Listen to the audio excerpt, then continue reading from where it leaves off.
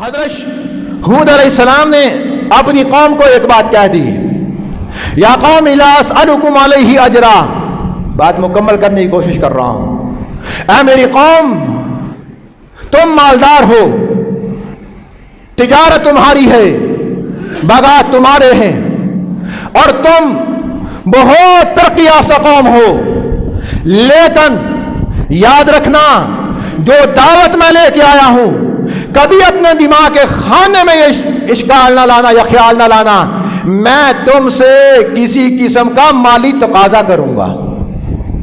یہ بنتا بھی نہیں تھا، مالی تقاضا، چندے کا تقاضا بنتا بھی نہیں تھا۔ کیوں؟ ساری قوم تو غیر مسلم ہے، کافر ہے، مشرک ہے، اور مشرک سے ایک پیغمبر کس طرح دین کے پھیلانے کے لیے مالی مدد کا تقاضا کر سکتا ہے؟ نہیں کر سکتا۔ رسول اکرم علیہ الصلوۃ والسلام نے جس وقت مکہ میں اعلان کیا، اس وقت بھی مکہ کے بڑے بڑے چودھریوں کو، مالداروں کو کہا تھا، سن لو، لا اسألکم علیہ اجرا، میں تم سے کسی مالی معاونت کا مطالبہ نہیں کرتا۔ اب کیا ہے، بہت سے لوگ اب نیٹ پر اب اس بات کو دلیل بناتے ہیں، کہتے ہیں جی مولوی چندہ مانگ دے، یا 3 تا کام کر دے تو مانگ دے چندہ۔ اب شک ڈال دیا، جو بیچارے پہلے ہی سوچتے رہتے ہیں کہ انہوں دینا نہ پوے، پھر وہ کیا، وہ دلیل بنا کے لے آتے ہیں، دیکھو جی قرآن کہندا لا اسألکم علیہ اجرا، دینی دعوت ہے اتنے چندہ مت منگو، کسی سے چندہ نہ لو۔ اب یہ بات بھی سمجھ لو۔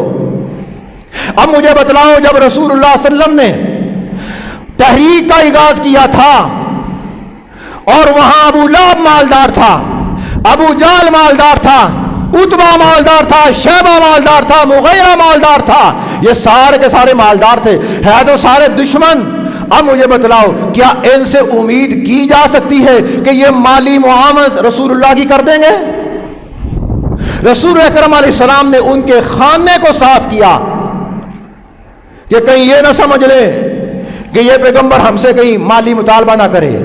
آپ نے نہیں کیا، آپ نے صاف کہا لا اسألکم علیہ اجرا، میں تم سے چندے کا مطالبہ، اجرت کا مطالبہ نہیں کرتا۔ پھر اسلام کے اندر مالی معاونت کا آغاز کب ہوا، یہ بھی سمجھ لو۔ عورتوں میں سب سے پہلے کون ایمان لے کے آئی تھیں؟ کوئی یاد ہے تھوڑا بہت؟ اگر بتا دو گے تو بات جلدی ختم ہو جائے گی، اگر نہیں بتاؤ گے یہ کام چلتا ہی رہنا پھر ہے۔ حضرت خدیجہ رضی اللہ عنہا۔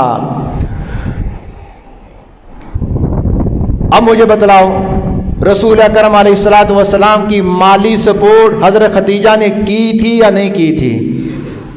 یہ مشہور واقعہ ہے نا۔ وہ کب کی تھی؟ جب ایمان لے آئے۔ ابو بکر نے سارا مال رسول اکرم علیہ السلام کے مبارک قدموں میں لا کے رکھ دیا یا نہیں رکھا؟ یہ مشہور واقعہ ہے یا نہیں؟ حضرت عمر نے آدھا مال لا کے رکھا یا نہیں رکھا؟ وہ حضرت عثمان رضی اللہ تعالیٰ عنہ وہ اونٹوں کے اونٹ لا کے پیغمبر کی خدمت میں ڈالے یا نہیں ڈالے؟ اب یہ دلیلیں کہاں جائیں گی؟ شک ڈال دیا، وہ شک لے کے آ گئے، دیکھو جی مولوی چندہ مانگ دیا، نبیوں نے تو مانگیا ہی نہیں۔ نبیوں نے کیا کہا؟ قرآن بھرا پڑا ہے، انفقوا فی سبیل اللہ، اللہ کے راستے میں خرچ کرتے رہا کرو۔